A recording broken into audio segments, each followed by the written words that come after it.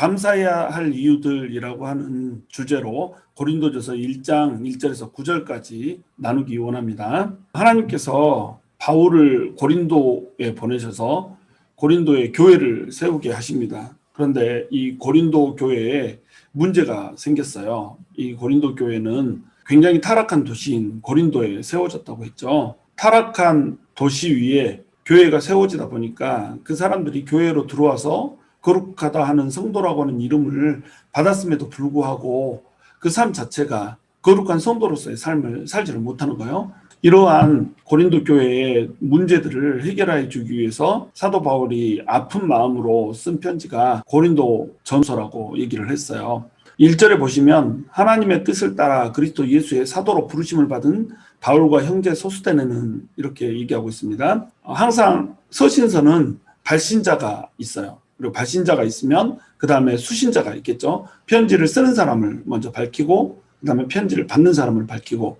그 다음에 편지를 받는 사람들에게 인사를 하는 형식으로 편지를 시작을 합니다. 발신자가 누구로 돼 있어요? 바울과 형제 소스데네 이렇게 돼 있죠. 바울은 고린도 교회를 세웠던 사람이고 그래서 바울이 이제 편지를 보내고 있는 거죠. 사도행전에 보면 바울이 다메섹 도상에서 예수님을 만날 때 강한 빛이 쪼여져 가지고 그 빛으로 인해서 눈에 비닐이 덮이잖아요. 아나니아라고 하는 사람을 보내줘서 눈의 비닐을 다시 벗겨주는 그런 하나님의 은혜가 있었지만 그 이후로 눈에 고질적인 질병인 안질이 있었다라고 이렇게 믿어지고 있어요.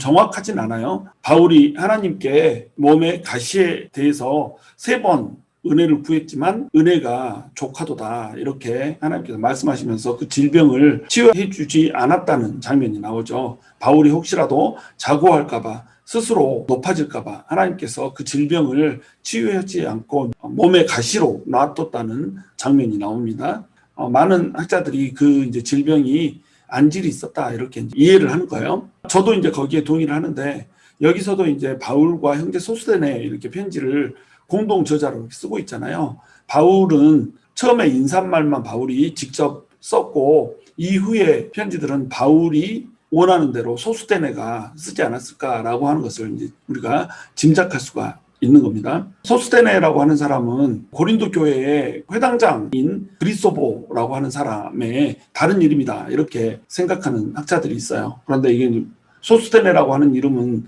너무나도 흔한 이름이었기 때문에 이 사람이 실제로 그 회당장 소스데네하고 동일한 인물인지 아닌지 이것을 우리는 알 수가 없죠. 어찌됐건 이 소스데네라고 하는 사람은 고린도 교회의 4대 감독이었어요. 고린도에서 사도 바울에 의해서 아마도 복음을 전해 듣고 신실하게 하나님의 제자가 된 이런 사람이었을 거예요. 그래서 1대 감독이 바울이었고 2대 감독이 아볼로였고 3대 감독이 실라, 4대 감독이 소스데네 이랬던 겁니다.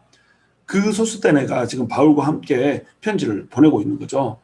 그런데 맨 처음에 보시면 하나님의 뜻을 따라 그리스도 예수의 사도로 부르심을 받은 바울 이렇게 하나님의 뜻을 따라서 예수님의 사도로 부르심을 받았다는 말을 특히 강조를 하고 있어요. 하나님의 뜻을 따라서 사도로 부르심을 받았다 이 말은 뭐예요? 사도됨의 권위가 하나님에게 있다는 겁니다. 우리가 하나님의 뜻을 따라서 부르심을 받는 거거든요. 하나님께서 뜻하신 바가 있어서 사람을 세우고 그 사람을 통해서 일하는 겁니다. 그런데 바울은 12사도가 아니었기 때문에 사도직에 대해서 의문을 받았었어요. 고린도 교회 성도들이 특별히 바울의 사도직에 대해서 의문을 제기를 하기 시작하는 겁니다. 그래서 자기 자신이 스스로 예수님으로부터 사도로 부르심을 받았다는 것을 명확히 하고 있어요. 바울은 예수님의 12제자는 아니었지만 다메섹 도상에서 예수님을 강력하게 만나는 그 체험을 한 후에 부활하신 그 예수님의 음성을 직접 들어버렸고 그 예수님으로부터 이방의 사도로 부르심을 받았다라고 하는 것을 직접 들어버렸단 말이에요. 자기 스스로만 들었을 뿐만 아니라 아나니아라고 하는 믿음이 훌륭했던 또 성령이 충만했던 예수님의 제자 중 한 사람으로부터 그것을 또한 전해 들었죠. 그래서 자기 자신이 이방인의 사도로 부르심을 직접 그리스도 예수로부터 받았다라고 하는 사실을 천명을 하고 있는 겁니다. 사도권에 문제가 전혀 없다라고 하는 거죠. 그러면 고린도 교회 성도들은 왜 바울의 사도권에 이의를 제기를 했을까요? 바로 이 분파 때문에 그랬던 겁니다. 고린도 교회 성도들은 어제도 설명을 드렸듯이 자아가 너무너무 강했어요. 그래서 은사가 임하고 하나님의 놀라운 능력들이 그들을 통해서 부어지다 보니까 그들이 자기 자신을 내세우기 시작하는 거예요. 그러면서 내가 누구로부터 은혜를 받았는가라고 하는 것이 매우 중요해졌던 겁니다. 나는 우리 교회 개척자인 바울로부터 은혜를 받았다, 이렇게 얘기를 하는 사람이 있고, 또 아볼로가 와가지고 감독으로 있으면서 또 예수를 믿은 사람이 있을 거 아니에요. 나는 아볼로로부터 은혜를 받았다. 바울은 언변이 뛰어나지 않은 사람인데 아볼로는 학식도 뛰어나고 언변도 뛰어나고 달변이고 아주 너무너무 멋있는 사람이지 않냐.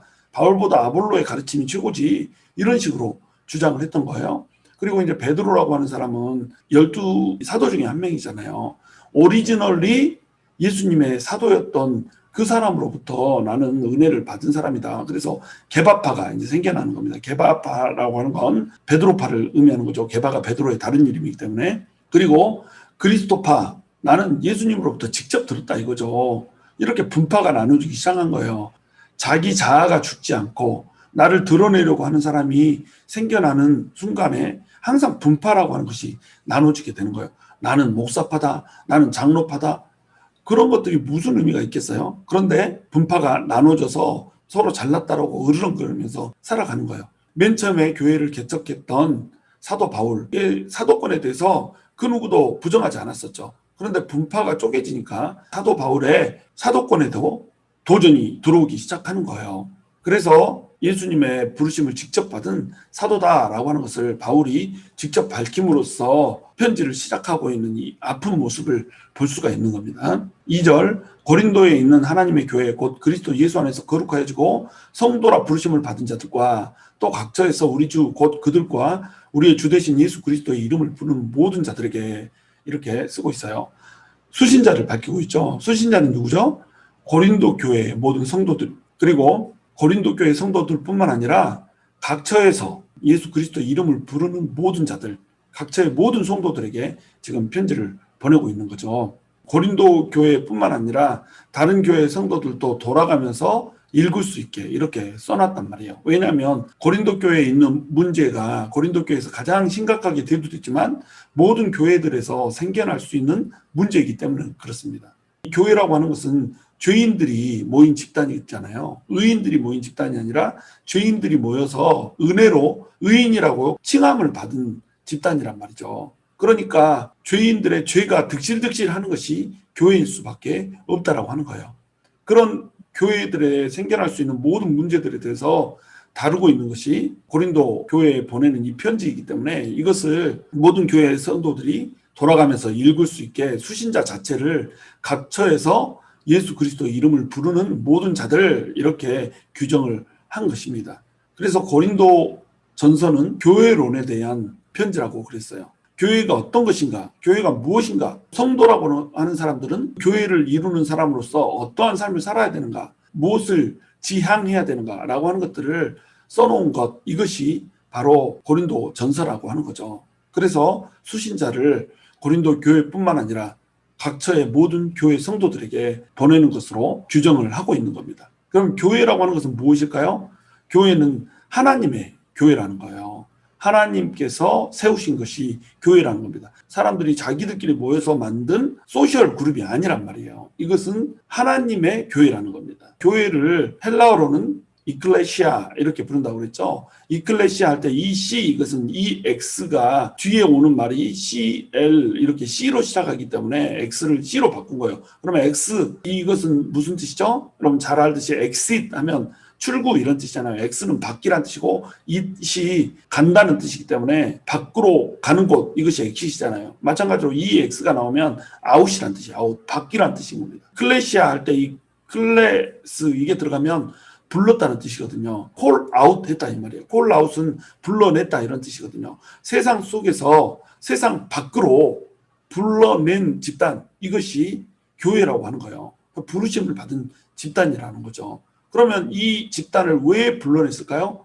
이 불러낸 집단은 무엇을 하는 것일까요? 이 불러낸 집단은 부르는 집단이에요. 뭘 불러요? 예수님의 이름을 부르는 집단이라는 겁니다. 하나님의 교회는 그리스도 예수 안에서 거룩해졌다는 거예요. 의인은 없대 단 한 명도 없는 이 세상 가운데서 사람들을 불러내버렸단 말이죠. 사람들을 불러내려면 이 사람들은 어떠한 사람이 돼야 되는가요? 하나님의 교회이기 때문에 거룩한 사람들이 돼야 되는 거예요. 그런 사람들이 자기 스스로 그렇게 해줄 수 있나요? 그렇게 해줄 수 없죠. 그러니까 그리스도 예수의 피로 이들을 씻겨서 죄를 씻어내고 거룩하게 만들어버렸다는 거예요. 자기 스스로 그렇게 된 게 아닙니다. 죄악 투석이지만 예수님께서 그 피로 죄를 씻어버린 거예요. 그래서 거룩해진 겁니다. 그러니까 성도라고 부르심을 받아버렸단 말이에요. 성도라 부르심을 받은 자들이 바로 교회라고 하는 겁니다. 성도는 거룩한 무리라고 하는 뜻이잖아요. 거룩하지 않은데 거룩한 무리로 부르심을 받아버렸단 말이에요. 이것이 교회의 정체성이라는 겁니다. 그런데 사람들이 거룩하게 살아가지를 못하는 거예요. 성도인데 성도답게 살아가지를 못하는 거죠. 그러니까 이 말을 강조하면서 편지를 쓰고 있는 거예요. 너네는 성도라고 하는 부르심을 받았다 이렇게 얘기하는 거예요. 너희가 성도라고 얘기하지 않고 성도라 부르심을 받은 자들이다 이렇게 얘기하는 이유가 뭐겠어요. 거룩하다고 부르심을 받았는데 왜 그 모양으로 사느냐 이 말을 여기에 암시하고 있는 겁니다.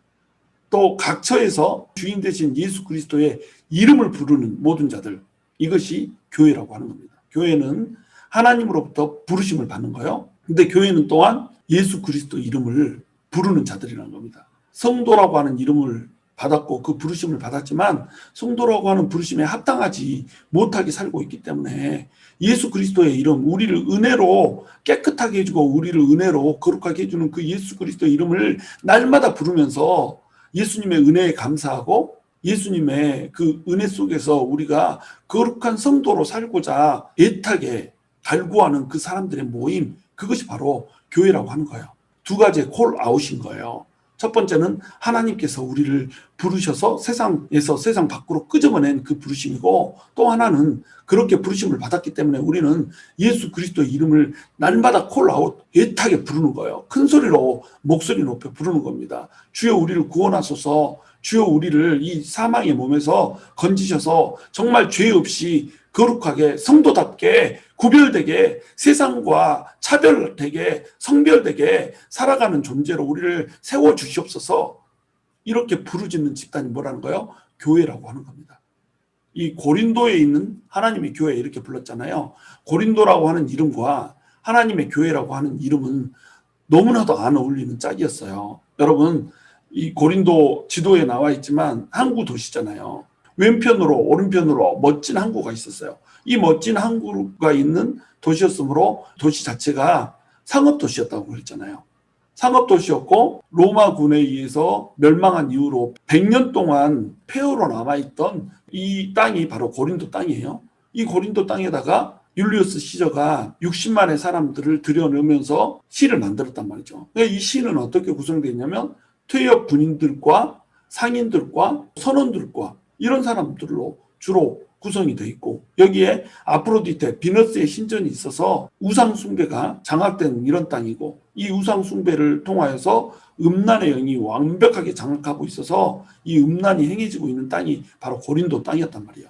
그래서 고린도라고 하는 이 이름, 고린도 사람이 되었다 이 말은 간음했다는 뜻이고, 고린도 친구다 이러면 이 창렬한 뜻이고, 거친 자들만 살아남는 곳이고, 선원들의 천국 낙원이라고 불렸던 곳이고, 정결한 여인들의 무덤이라고 불리는 곳, 음란의 행위 완벽하게 장악하고 있어서 종교적으로 도덕적으로 신학적으로 완벽히 타락한 곳, 이것이 고린도라고 하는 거예요. 근데 이 고린도라고 하는 세상적인 이름의 끝판왕과 하나님의 교회라고 하는 이름이 어떻게 어울리냔 말이죠. 이름이 너무너무 어울리지 않는 짝인 거예요.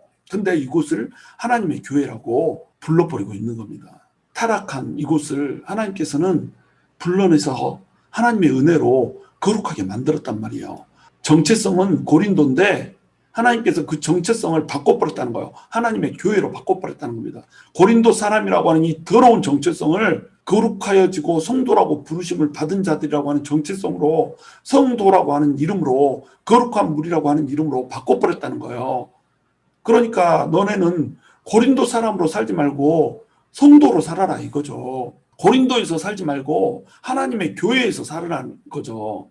그러니까 지금 이곳에서는 하나님께서 고린도 교회의 답답한 상황들, 고린도 교회에서 성도가 성도답게 살지 못하고 있는 이런 상황들 속에서 안타까워하면서 너네가 그렇게 살 때가 아니야. 너네는 하나님의 교회야. 너네는 성도야. 안타깝게 지금 얘기를 해주고 있는 거예요. 이 2절에 수신자들에게 그 정체성을 부여해주는 이 말로 100만 가지의 말을 지금 사도 바울은 하고 있는 겁니다. 3절, 하나님 우리 아버지와 주 예수 그리스도로부터 은혜와 평강이 있기를 원하노라.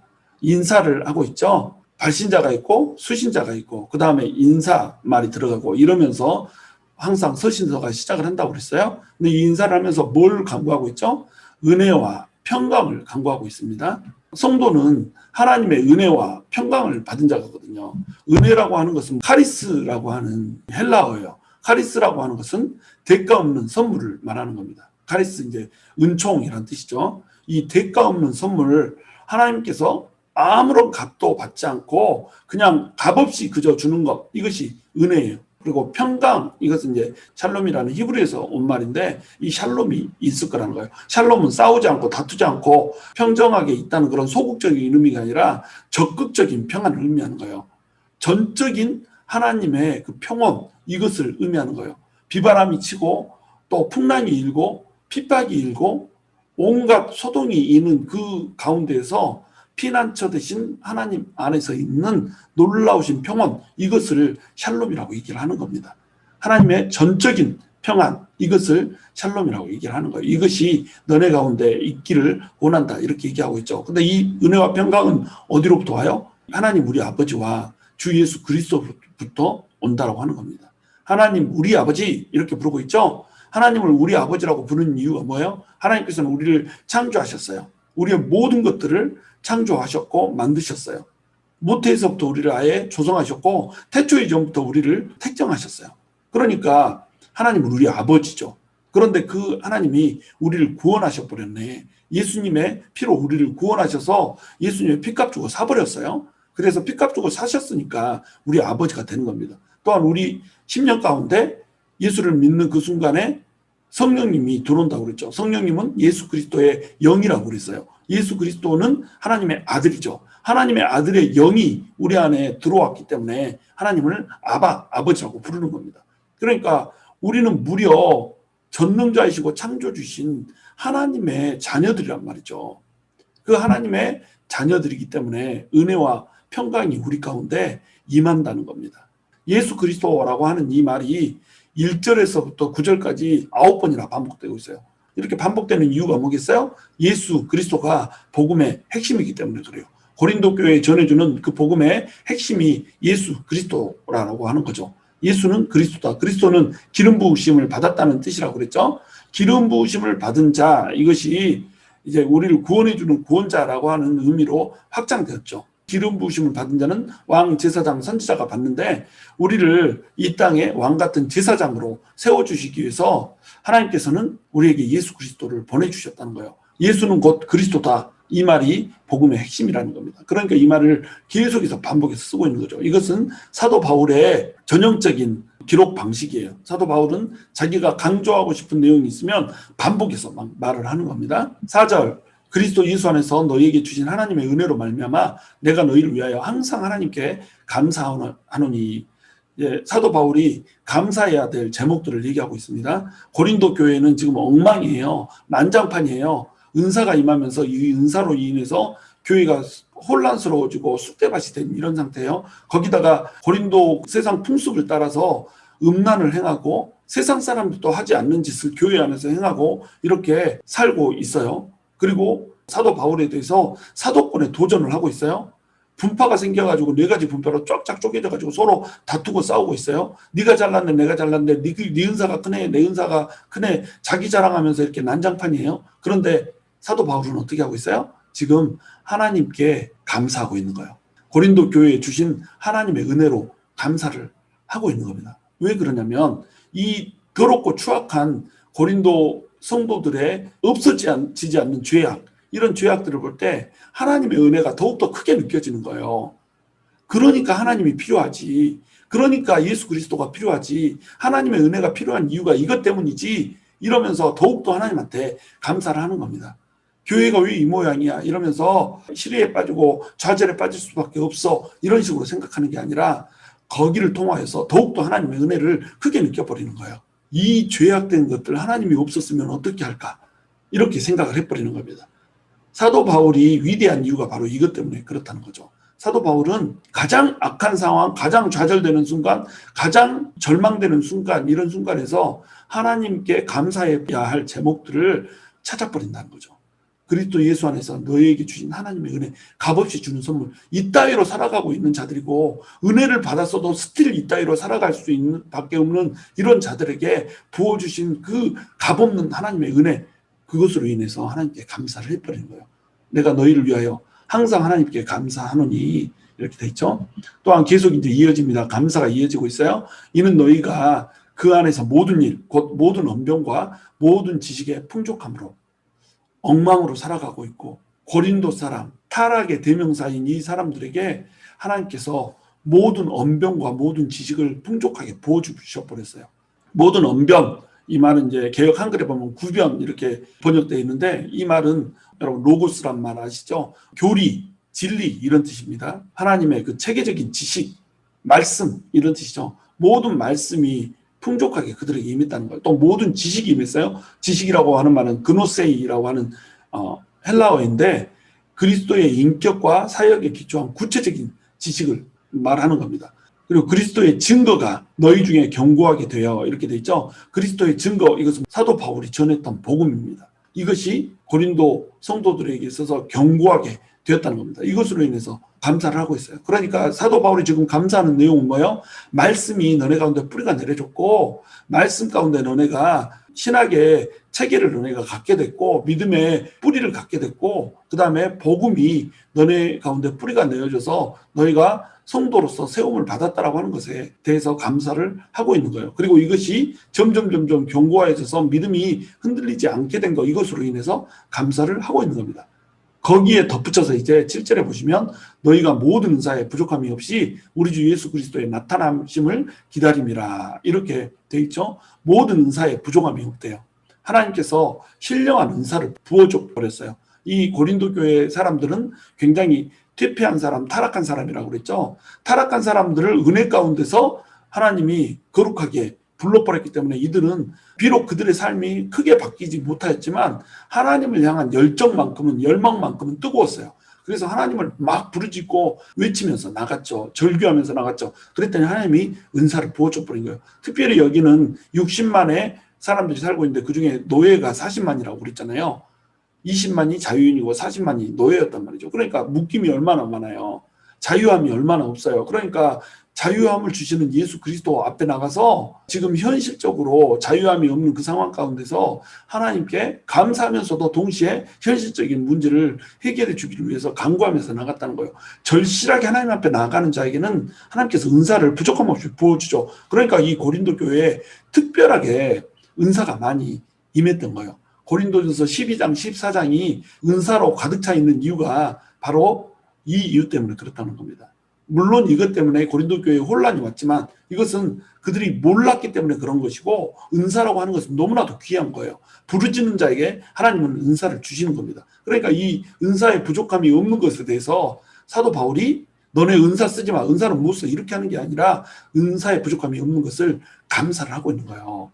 은사가 넘치는 것을 감사를 하고 있는 겁니다. 은사는 귀한 거예요. 인격의 변화 없이 은사를 덕에 맞춰서 사용하지 못하는 것이 문제인 거죠. 은사 자체는 감사한 것이고, 은사를 우리는 사모해야 되며 은사를 많이 받아야 되죠. 고린도 교회는 이 은사를 받았다는 겁니다. 그리고 예수 그리스도의 나타나심을 기다렸다는 거예요. 예수님이 우리 속에서, 우리 내면에서 나타나시기를 사모하고 기다려요. 간절하게 기대한다는 겁니다. 이 예수님이 우리 안에서 나타나면 우리의 삶이 바뀌고 우리의 인격이 바뀌고, 또한 힘없고 나약한 우리가 아니라 예수님이 일하기 때문에 예수님이 능력이 나타나는 이런 일이라는 거예요.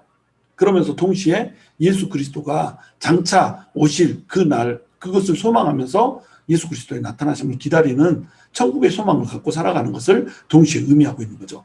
우리를 통하여서 예수 그리스도가 드러나고, 또한 예수 그리스도가 장차 천국을 완성시켜주는 이 날을 기대하면서 살아가는 고린도 교회 성도들, 이 모습에 대해서 사도 바울은 감사를 표하고 있는 겁니다. 8절, 주께서 너희를 우리 주 예수 그리스도의 날에 책망할 것이 없는 자로 끝까지 견고하게 하시리라. 이 성도의 견인에 대해서 얘기를 하고 있어요. 여기에서 이제 나온 교리가 성도의 견인 교리인 겁니다. 성도는 거룩하다라고 하는 이름을 받은 자들이에요. 하나님께서 너네는 거룩한 자야, 너네는 거룩한 무리야, 내가 너네를 의롭게 했고 예수 그리스도의 피로 너네의 죄를 다 씻었어, 이렇게 얘기를 해준 무리가 바로 성도예요. 근데 성도가 성도답게 못 사는 거예요. 고린도 교회가 그 대표적인 예죠. 고린도 교회 성도들 그 타락한 땅에서 불러다가 하나님의 성도라고 하는 이름을 줬어요. 근데 그들이 똑바로 살아요? 똑바로 못 살아요. 고린도 지방에서 타락하게 살아가고 있던 그 모습을 그대로 교회 안에 들어와서 행하고 있단 말이죠. 그런데 사도 바울은 지금 뭐라고 얘기하고 있어요? 결국은 너네를 예수 그리스도의 날에 책망할 것이 없는 자로 끝까지 견고하게 지킬 거라는 거예요. 너네가 죄악을 범했고 이렇게 똑바로 못 산다고 해서 너네를 내버려 두는 것이 아니라 하나님께서 결국 너네를 성화를 시켜서 하나씩 변화시켜주고 발전시켜줘서 그리스도의 날에 책망할 것이 없는 자로 끝까지 견고하게 해줄 것이라는 겁니다. 너네 삶이 지금 잘못됐다라고 하는 것을 지적하면서 동시에 너네 삶이 더 나아질 수 있다라고 하는 것을 얘기를 해주는 거예요. 그러면서 또한 동시에 너네 삶이 지금보다 나아져서 그리스도의 날에 책망할 것이 없는 그 상태로 바뀌어가야 된다라고 하는 도전을 주고 있는 거예요. 한 문장에 지금 여러 가지 표현을 하고 있는 거죠. 9절, 너희를 불러 그의 아들 예수 그리스도 우리 주와 더불어 교제하게 하시는 하나님은 미쁘시도다. 하나님이 미쁘시도다 이 말은 하나님이 신실하다 이 말이거든요. 하나님이 변함없이 너네를 끝까지 사랑하시고 끝까지 보호하시고 끝까지 인도하시는 분이라고 하는 거예요. 그분이 너네를 불러서 예수 그리스도 우리 주와 더불어서 교제하게 하신단 말이죠. 그러므로 지금 죄악 가운데 살고 있다고 할지라도 끝까지 예수님 붙들라는 거예요. 죄악 가운데 살고 있다라고 한다면 지금 그것으로부터 벗어나서 예수님과 더불어 교제하라는 거죠. 그러면 하나님이 신실하시고 미쁘시기 때문에 너네를 책망할 것이 없는 자로 바꿔주실 거라는 거예요. 지금 너네가 하고 있는 이 범죄 행위, 악한 행위를 중단하고 하나님께로 나와서 우리 주와 계속 교제하라는 거죠. 주 안에 머물라는 거죠. 하나님께로 돌이키라는 거죠. 그러면 하나님은 미쁘셔서 너네를 책망할 것 없는 자로 끝까지 견고하게 세워줄 것이라고 하는 인사말을 하고 있는 겁니다. 우리 1절부터 9절까지 짧은 인사말 속에서 어마어마하게 많은 메시지를 주고 싶어 하고 있는 사도 바울의 마음을 읽을 수가 있어요. 이것이 바로 하나님의 마음인 겁니다. 하나님께서는 우리 성도가 거룩하게 살지 못하고 있는 것에 대해서 안타까워하세요. 하나님께서는 우리를 성도라고 하는 이름으로 불렀고 고린도와 같은 타락한 곳에서 하나님의 교회라고 하는 이름을 주셨고 고린도인이라고 하는 더러운 이름을 성도라고 하는 이름으로 바꿔주셨어요. 그러니까 우리 어떻게 해야 돼요? 고린도와 다를 바 없는 이 세상 가운데서 우리를 불러주셨고 하나님의 교회로 우리를 세워줬단 말이죠. 죄악 많고 더러운 우리의 허물투성이인 이런 상태에서 우리를 거룩한 자로 성도로 불러주셨단 말이에요.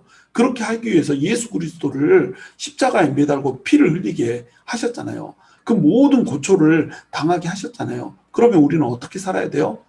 성도답게 살아야 된다는 겁니다. 예수 그리스도의 날에 책망할 것이 없는 자로 견고하게 성장하면서 살아야 된다는 거예요. 그것을 위해서 우리가 뭘 해야 돼요? 우리 주와 끊임없이 교제하면서 살아야 된다는 겁니다. 예수 그리스도 안에서 교제하면서 살아야 된다는 거죠. 세상과 버타했던 것을 끊어내고 예수님과 버타면서 예수 그리스도로 우리 안을 채워내면서 살아야 된다는 거예요. 그래서 우리가 고린도로 돌아가는 것이 아니라 성도답게 부르심을 받은 그 집단답게 세상 밖으로 나와야 된다는 거예요.